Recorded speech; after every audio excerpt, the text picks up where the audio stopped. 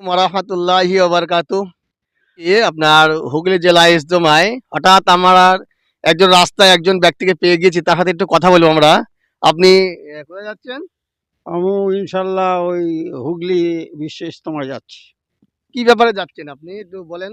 দর্শকের জন্য একটু কিছু বলেন, বার্তা দেন। এখানটাতে আমরা যতদূর জানি বিশ্ব ইজতেমা বলতে গেলে সারা বিশ্বে যেসব ইসলাম ধর্মীয় লম্বীয় লোক থাকে তারা একটা জামাতীয়ভাবে একটা জামাত ওখানটায় নামাজ একত্রিত হয়ে, এটা শুধু ধর্মীয় ব্যাপার নয়, বিভিন্ন ধর্মের লোকও সেখানে যেতে পারে, কোনো বাধ্যকতা নেই। মানুষের যে মিল বন্ধন, মানুষের যে কর্তব্য, এখানে না আসলে সেই ব্যাপারটা বোঝা যায় না।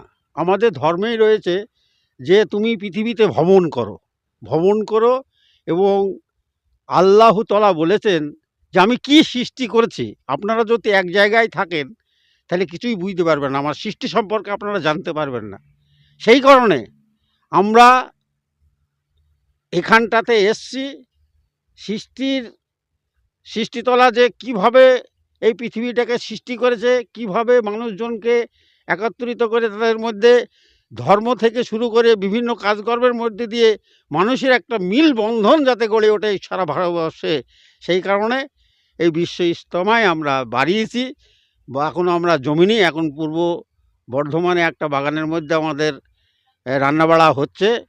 আমাদের গ্রামের যে মেম্বার সাহেব রয়েছেন আমাদের সাথে, উনি রান্নাবাড়া করছে ওই তো গাছতলায়।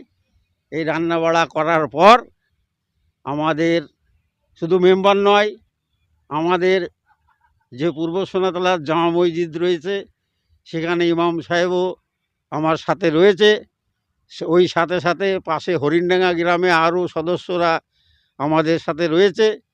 আমরা ইনশাল্লাহ ওখানটাতে এই খাওয়া দাওয়ার পরেই রওনা দেবো, এই আর কি।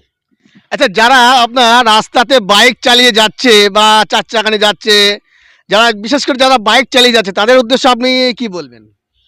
মানুষের মনে যে একটা একাগ্রতা ভাব, একটা যে আমরা যাব জায়গাটার, এটা মানুষের নিজস্ব মনের যে আনন্দে যে আমরা ওই বিশ্ব ইজতেমায় দর্শন করব। আমি ছোট গাড়িতে পালাম না, কিন্তু আমি আমার বাইক নিয়েই আমি যাব, কিন্তু সেখানে আমরা যাব। এই যে মানসিকতা, এই বিশ্ব ইজতেমা 30 থেকে 34 বছর অন্তর অন্তর বিভিন্ন পৃথিবীর বিভিন্ন দেশে এটা হয়।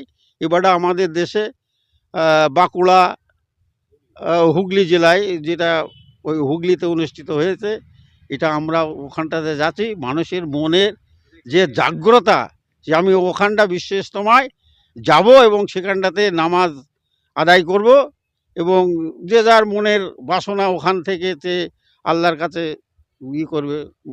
আপনার নামটা কি? আমার নাম মোহাম্মদ আক্কাস আলী মল্লিক। আপনার ফুল ঠিকানাটা বলুন একটু। আমার বাড়ি সোনাতলা, পোস্ট রূপদেওয়া, থানা ধুবলিয়া, নদিয়া। আপনাকে অসংখ্য অসংখ্য ধন্যবাদ। ওই সাথে আপনাকেও অসংখ্য অসংখ্য ধন্যবাদ এই সাক্ষাৎকারের জন্যে।